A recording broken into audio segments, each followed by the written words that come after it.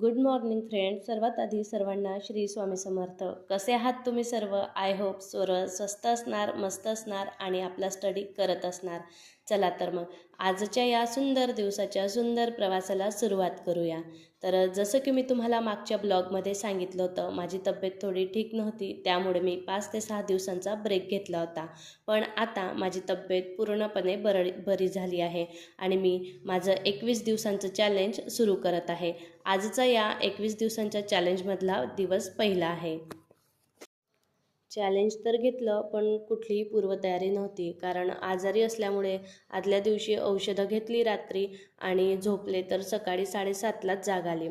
सकाळी उठले आणि छानपैकी गवती चहा, आलं टाकून चहा केला आणि थोडं 2 मिनटं शांत बसून चहा घेतला.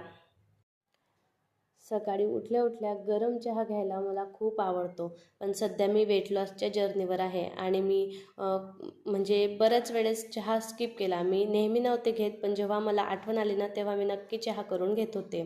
आणि आजही मी म्हणजे खूप दिवसानंतर चहा घेते, कारण मला थोडं फ्रेश व्हायचं होतं. मग मी छानपैकी चहा घेतला, थोडं बसले, रिलॅक्स झाले आणि त्यानंतर मग म्हटलं आता घर आवरूया. आजारी असल्यामुळे घराला व्यवस्थित झाडू मारला गेला नव्हता, काही स्वच्छ नव्हतं, त्याच्यानंतर फरशी वगैरे काहीच पुसली नव्हतं, सर्व जसंच तसं होतं. आणि मला म्हणजे थोडंसंही असं घाण दिसलं ना, मला मुळीच नाही आवडत. मला काय कोणालाच नाही आवडत. जिथपर्यंत आपलं घर स्वच्छ नाही दिसत ना, तिथपर्यंत आपल्याला फ्रेश नाही वाटत. मग मी पटापट एक एक काम आवरायला सुरुवात केली. सर्वात आधी जी काही मी आधी भांडी वगैरे घासून ठेवली होती ना, ती सर्व लावून दिली. छानपैकी गॅस ओटा क्लीन करून घेतला आणि त्यानंतर म्हटलं चला आता थोडं स्वयंपाकाचं पण करूया, कारण रात्री गोळ्या घेतल्या होत्या, त्यामुळे लवकरच भूक लागली होती. मग काय करायचं असं ठरवलं तर बघते घरामध्ये कुठलीच भाजी नव्हती. थोडंफार मिरची, कोथिंबीर वगैरे आणि बटाटे तेवढे होते. मग श्रीमईच्या पप्पांना विचारलं, तुम्ही बटाट्याचे पराठे खाणार का? आणि ते हो म्हटले. मग म्हटलं चला पटकन आता बटाट्याचे पराठेच करूया. मग घर आवरता कुकरमध्ये बटाटे शिजायला टाकून दिले. बटाटे शिजतील तोपर्यंत म्हटलं चला आपण घराला झाडू लावून घेऊ. मग तोपर्यंत दूधही आलं होतं. श्रीमईचे पप्पा मला खूप हेल्प करतात. खरंच त्यांच्या हेल्पशिवाय मी काहीच नाही. त्यांच्यामुळेच सर्व काही आहे. ते मला खूप सपोर्ट करतात. तर म्हणजे मी आजारी असली ना, तेव्हाही खूप माझी काळजी घेतात ते. तर दूध वगैरे आलं तर त्यांनी ते काढलं. नंतर ते दूध तापवत होते आणि मग मी माझ्या घरातला पसारा आवरत होते. अशा प्रकारे आमचं दोघं मिळून घर क्लीन करायचं काम चालू होतं. कसं असतं ना, आपण हाऊसवाईफ असतो, पण आपल्यामागे खूप जबाबदाऱ्या असतात. घर सांभाळायचं, मूल सांभाळायचं, सर्व करायचं असतं. पण आपला जो लाईफ पार्टनर असतं ना, त्याच्याकडनं जर आपल्याला सपोर्ट मिळाला ना, तर आपण खरंच म्हणजे आपलं जे काही ध्येय असतं ना, ते मला तरी वाटतं लवकर अचीव करू शकतो. कारण आपल्याला सपोर्ट असणं खूप महत्त्वाचं असतं. जसं बघा ना, लग्नाआधी मम्मी पप्पांचा खूप सपोर्ट असतो प्रत्येकालाच, की तू हे कर, ते कर, हो तू कर. पण म्हणजे लाईफ पार्टनरचं सपोर्ट मिळणं पण खूप गरजेचं असतं. कारण लग्नानंतरून प्रत्येक गोष्ट एकटीनं सांभाळणं किंवा सगळ्या जबाबदारी पार करून मग आपलं स्वप्न पूर्ण करणं हे खूप कठीण वाटतं. आपल्याला जर समोरच्याचा सपोर्ट असेल ना, तर आपल्या खूप काही गोष्टी इझी होतात आणि आपण म्हणजे आपल्या स्वप्नांसाठी वेळ देऊ शकतो. आपण आपल्या स्वप्नासाठी विचार करू शकतो. तुम्हालाही तुमच्या लाईफ पार्टनरचा असाच सपोर्ट आहे का? मला कमेंट करून नक्की कळवा. अशा प्रकारे माझा स्वयंपाक चालू होता.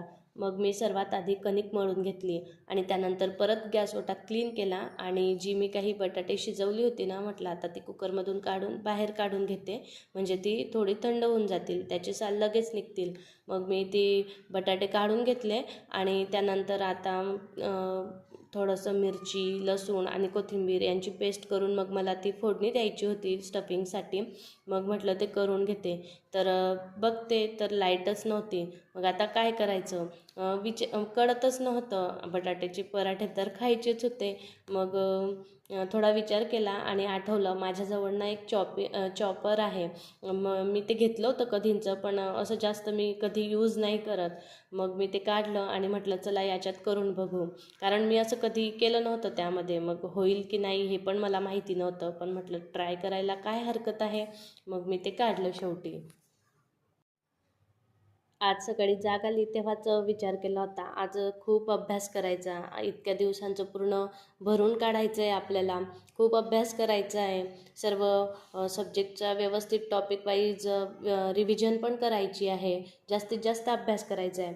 पण जेव्हा मी घरातली कामं आवरायला घेतली तेव्हा एक एक काम वाढतच होतं आणि एवढ्या दिवसांच्या पसारामुळे म्हणा किंवा मग ते व्यवस्थित स्वच्छता झाली नव्हती त्यामुळे घरात खूप घाण होती. ते सर्व आवरत आवरत मला खरंच खूप वेळ गेला आणि बाकीच्या गोष्टीलाही खूप टाईम लागत होता आणि मनात सतत विचार येत होते, केव्हा मी एकदाची हे सर्व कामं आवरते आणि माझ्या अभ्यासाला बसते.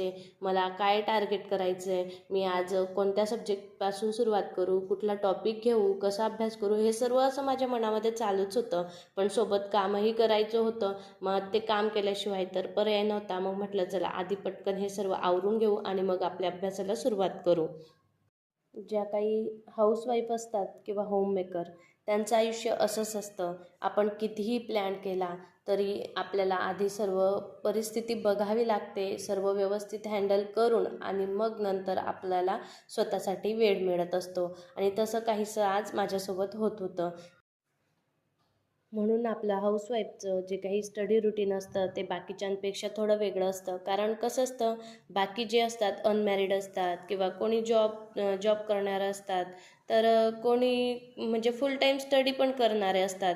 तर प्रत्येकाचं म्हणजे जे काही स्टडी रुटीन असतं ते वेगवेगळं असतं. कारण जे अनमॅरिड असतात त्यांना सकाळपासून संध्याकाळपर्यंत जर ते जॉब करत नसतील तर पूर्ण दिवस असतो आणि ते व्यवस्थित त्याचं वापर करू शकतात. नंतरून जे जॉब करत असतात त्यांना जॉबच्या टायमिंगनुसार मग घरी आल्यानंतर मग त्यांचा जो काही वेळ असतो त्यामध्ये ते अभ्यास करू शकतात. पण आपलं कसं असतं ना, आपल्याला मध्येच अचानक काहीतरी काम निघतं किंवा घरी कोणी पाहुणेच येतात किंवा काहीही XYZ काहीही गोष्टी असतात आणि आपल्याला आपलं जे काही शेड्यूल असतं ते थोडं चेंज करावं लागतं आणि त्यानुसार मग आपण अभ्यास करायला पाहिजे असं मला वाटतं.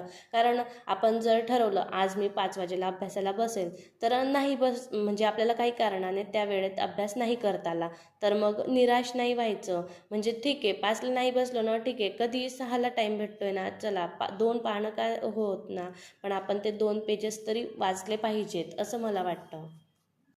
कारण या छोट्या छोट्याच गोष्टी आपल्याला पुढे चालून खूप मोठं यश देणार असतात.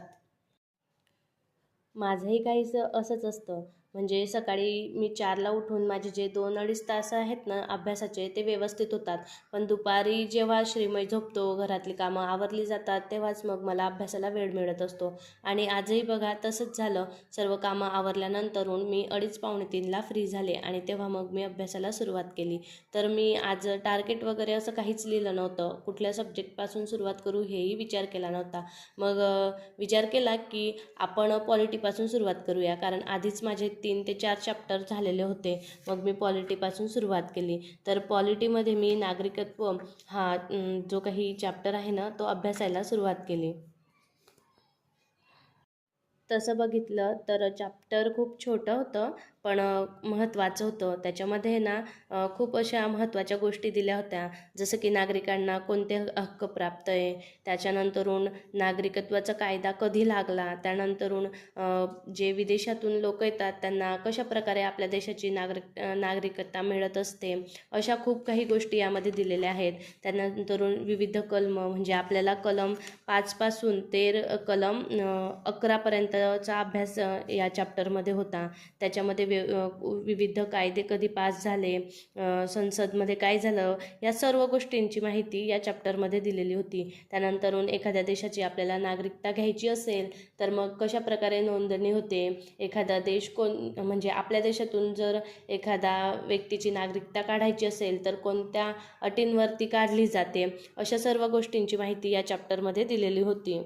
अशा प्रकारे मी हे चॅप्टर पूर्ण नोट्समधून वाचून घेतलं आधी आणि त्यानंतर मग मी जे काही प्रश्नसंच घेतलेलं आहे लोकसेवाचं त्याच्यातून मी या टॉपिकवरचे जे काही क्वेश्चन होते ते सर्व सॉल्व करून घेतले. म्हणजे आणि त्यानंतरून जे काही चुकत होते ना त्याखाली त्याचं स्पष्टीकरण दिलेलं होतं आणि मग त्या स्पष्टीकरणावरून मग मी ते जे काही तेवढा टॉपिक होता तो समजून घेतला. अशा प्रकारे मी पॉलिटीचा अभ्यास केला. तुम्हीही जर थेरी सब्जेक्टचा अभ्यास करत असाल ना, तर तुम्ही ही स्ट्रॅटजी जी असते ना ती फॉलो केली पाहिजे. म्हणजे आधी सर्व जी काही थेरी आहे ती व्यवस्थित वाचून घ्यायची. व्यवस्थित वाचल्यानंतर मग आपण त्यावरचे जे काही PYQ क्वेश्चन असतात ना ते सॉल्व केले पाहिजे. आणि बुक पण असं घ्यायचं म्हणजे त्या क्वेश्चनच्या खाली ना त्याचं पूर्ण स्पष्टीकरण दिलेलं असतं. म्हणजे आपला एखादा क्वेश्चन चुकला पण तर आपण लगेच त्या स्पष्टीकरणाद्वारे लक्षात घेऊ शकतो की आपला कुठला टॉपिक चुकला, आपलं नेमकं काय चुकलं, आपण काय लक्षात ठेवलं पाहिजे आणि एखाद्या टॉपिकवरती कशा प्रकारे प्रश्न येतात, या सर्व गोष्टी आपल्याला या पुस्तकातून कळत असतात. म्हणून कधीही प्रश्नसंचाचं पुस्तक घेताना ना स्पष्टीकरणासहित जे असेल ना तेच घेतलं पाहिजे.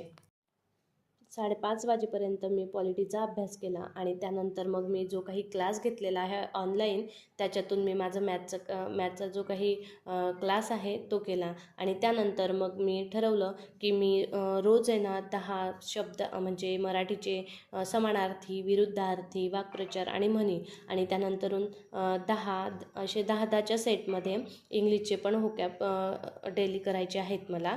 तर मग मी त्यासाठी सर्वात आधी मराठीचे 10 समानार्थी, 10 विरुद्धार्थी असे शब्दार्थ केले. मी जे काही मराठीचे शब्दार्थ किंवा इंग्लिशचे व्होकॅब वगैरे करणार आहे ना ते आधी PYQमधून करेल. म्हणजे PYQचे सर्व व्यवस्थित झाल्यानंतर मग मी जे काही बुक असतात ना त्याच्यातून करणार आहे. तर मी सर्वात आधी जे मी शाश्वतचं मराठी 0 एरर मराठी घेतलेलं आहे बुक, त्याच्यातून मी हे मराठीचे समानार्थी, विरुद्धार्थी असे शब्दार्थ करून घेतले.